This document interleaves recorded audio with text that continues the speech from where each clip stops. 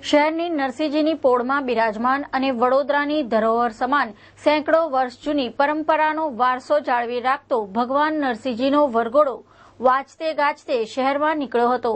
નરસિંહજીનો વરઘોડો નીકળતા પૂર્વે ભગવાન નરસિંહજીના રોજિંદા કાર્યક્રમ મુજબ સવારે આરતી પૂજા કરાઈ હતી।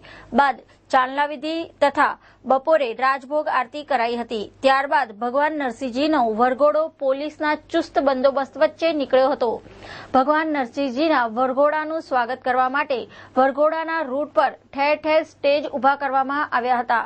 વરઘોડામાં બેન્ડવાજા ભજન મંડળીએ જોડાઈ હતી। આ સાથે ભક્તો તથા નગરજનો જોડાયા હતા।